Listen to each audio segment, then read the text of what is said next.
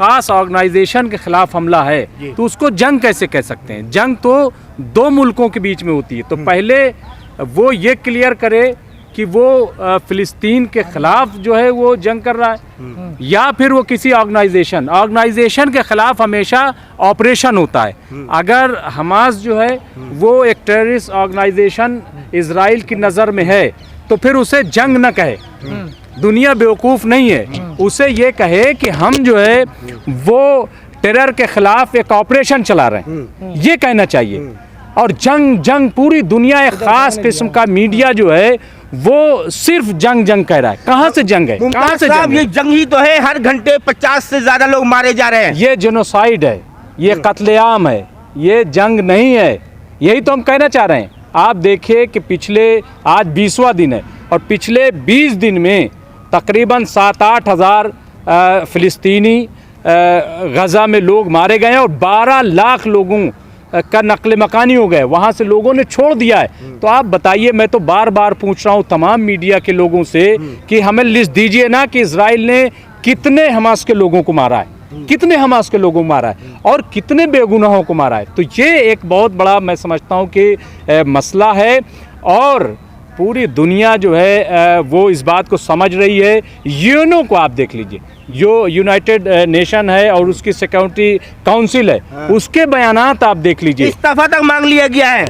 नहीं, वही मैं कह रहा हूँ। तो और सबसे बड़ी चीज़ आप देखिए कि इज़राइल में प्रोटेस्ट चल रहा है, नेतन्याहू के ख़िलाफ़ प्रोटेस्ट चल रहा है और जो वहाँ की फ़ौज में लोग शामिल हैं वो भी अगर आप देखेंगे तो वो भी अब आवाज़ उठा रहे हैं और नाराज़ हैं। वो तो ये कह रहे हैं कि नेतन्याहू का जो बेटा है वो तो अमेरिका में ऐश कर रहा है। भाई जब यहाँ जंग का ऐलान है, यहाँ हम लोगों को लगा दिया गया है, तो वो वहाँ क्या कर रहा है, उसको भी आना चाहिए। तो इस तरीके से अगर आप देखें, मुझे नहीं पता कि क्यों इस तरीके का इतना बड़ा मंसूबा बनाया गया है, इसके पीछे क्या है, लेकिन मैं सिर्फ ये जानता हूँ कि बेगुनाहों की जान जा रही है। मुस्लिम ममालिक की खामोशी, मुस्लिम कंट्री जितने भी है, अरब हुक्मरान की खामोशी क्या दर्शाता है ये बताइए। आए दिन बमबारी हो रही है, वहाँ पर अवाम जो है मुतालबा कर रही है कि हुक्मरान उनके बोले, लेकिन हुक्मरान की चुप्पी क्या दर्शाता है ये बताइए। देखिए, मैं समझता हूँ कि ये बिल्कुल जो है खामोशी नहीं है और इसको आप खामोशी नहीं कह सकते कि मुस्लिम मुल्क जो है खामोश है। आप क्यों नहीं कह सकते? खामोशी तो है, लगातार इजराइल के हौसले आज़म हो रहे हैं, बुलंद हो रहे हैं। देखिए, ऐसा है, बिल्कुल ऐसा नहीं होता है कि कोई इस तरीके की चीज़ हो और सारे लोग टूट पड़े, ऐसा नहीं होता है। लेकिन आप देखिए कि सऊदी अरब भी बोला है कि बहुत हो गया है, अब ये रुकना चाहिए। इसके टर्की भी बोला है, ईरान जो है मुस्तकिल बोल रहा है, लेबनान जो है हिजबुल्लाह वो मुस्तकिल जो है आप देखिए कि साथ दे रहा है। तो इस तरीके की ऑर्गेनाइजेशन और मुल्क जो है वो रूस ने, फलस्तीन के मासूम लोग मारे जा रहे हैं, ये लोग सिर्फ बोल करके खाना पूरी कर रहे हैं। देखिए, ऐसा है कि आप देख लीजिए, अगर आप देखेंगे तो पहले में और अब में बड़ा फ़र्क आ गया है। पहले जो है इस तरीके से 7 लोग नहीं आते थे, लेकिन इस बार आप देख लीजिए कि सारे, और हम इसको मुस्लिम आकर के भी इजराइल का क्या कर लिया ये बताइए। इजराइल तो लगातार हमला कर रहा है। देखिए, ये मसला जो है वो इंसानियत का मसला है। आप इसको ये मत कहिए मुस्लिम ममालिक क्यों?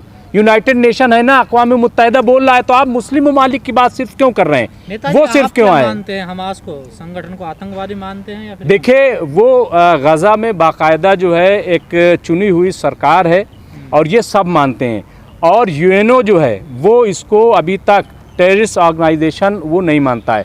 जहाँ तक भारत का ताल्लुक़ है, हम भारतीय लोग हैं और यहाँ की सरकार ने भी अभी तक हमास को टेररिस्ट ऑर्गेनाइजेशन नहीं करार दिया है। कल मैं पढ़ रहा था, कमर आगा जो एक बड़े सीनियर मोस्ट जर्नलिस्ट हैं, उन्होंने जब ये डिमांड की गई इजराइल की जानिब से, यहाँ की जो सफारतकार हैं उन्होंने डिमांड की कि भारत सरकार जो है वो हमास को एक टेररिस्ट ऑर्गेनाइजेशन करार दे, तो उस पर जब डिबेट हो रही थी तो मैंने कमर आगा को पढ़ा। उन्होंने कहा कि भारत फ़िलहाल जो है ऐसा नहीं कर सकता, क्योंकि जो हमास है उसने अपने हुकूक के लिए अपने यहाँ लड़ाई कर रहा है, वो बाहर कहीं अटैक नहीं कर रहा है। सवाल आपसे पूछा गया, आप हमास को आतंकवादी मानते हैं कि नहीं? मैं कह रहा हूँ, देखिए, मैं सर्टिफिकेट देने के लिए तो हूँ नहीं, और मेरे सर्टिफिकेट देने से कुछ होगा भी नहीं कि मैं ये कह दूं। मैं सिर्फ ये कह रहा हूं जो पूरा पस मंज़र है। आप वो देखिए ना, मैं कह रहा हूँ कि ये तो फैसला भारत लेगा ना, ये तो सर्टिफिकेट भारत को देना है। 80 के दशक तक तो हम इजराइल कह रहे मदद हैं करता था हमास की।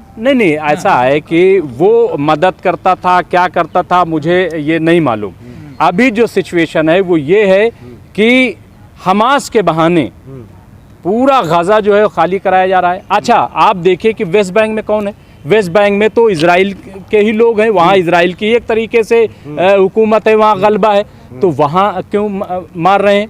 वहाँ क्यों मार रहे हैं? तो ये सीधा सीधा मुझे लग रहा है कि कोई बहुत बड़ा मंसूबा है, क्योंकि आप देखिए कि जैसे ही ये ऑपरेशन शुरू होता है, ये हमला होता है, उसके बाद सीधे अमेरिका के प्रेसिडेंट जो है वो इजराइल पहुंच जाते हैं। भाई फ़ोन पे भी बात हो सकती हमास थी। बहाना है, निशाना कहीं और है।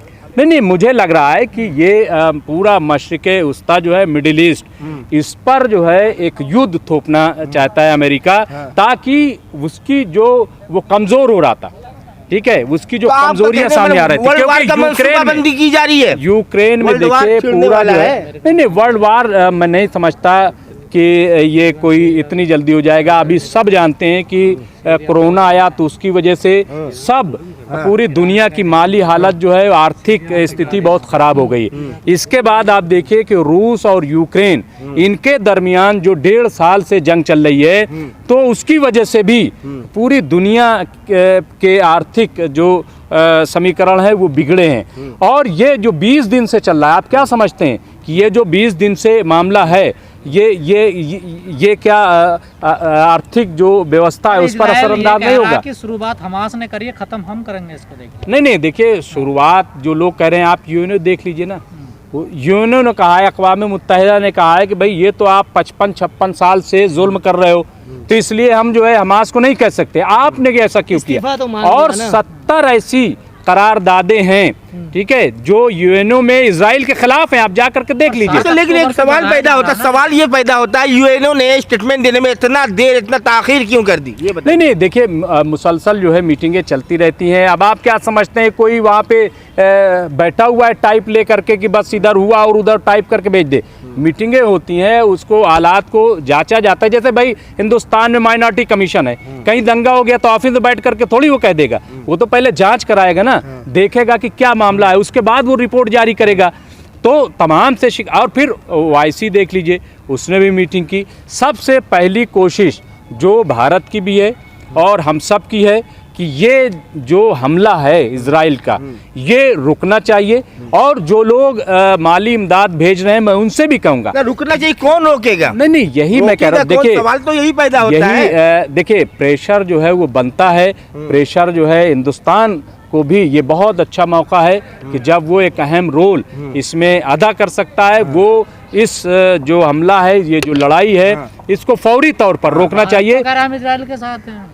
नहीं, देखिए ऐसा है कि अभी आपने देखा कि बाकायदा जो है मोदी सरकार, उसने फिलिस्तीनियों के लिए बाकायदा जो है ऐड भेजा है, दवाएं भेजी हैं। लेकिन मैं एक और मैं एक गुजारिश और करना चाहता हूं सरकार से, वो ये कि जैसे सरकार ने ऐड भेजी है, वैसे ही वो इजराइल सरकार से बात करे कि कम से कम जो भेजा है वो पहुंचे तो लोगों तक। ट्रकें खड़ी हुई, भाई पहुंच नहीं रहा है, फिर पूरा गाजा खाली हो रहा है। अगर वहां लोग ही नहीं हैं तो भेजा कहां जा रहा है? ये बड़ा सवाल है। इसलिए मुझे लग रहा है कि सरकार को चाहिए कि वो इजरायली सरकार से या नेतन्याहू से, चूंकि PM हमारे जो है वो बात करते हैं, उन्होंने बात भी की थी, महमूद अब्बास से भी बात की थी, नेतन्याहू से बात की थी।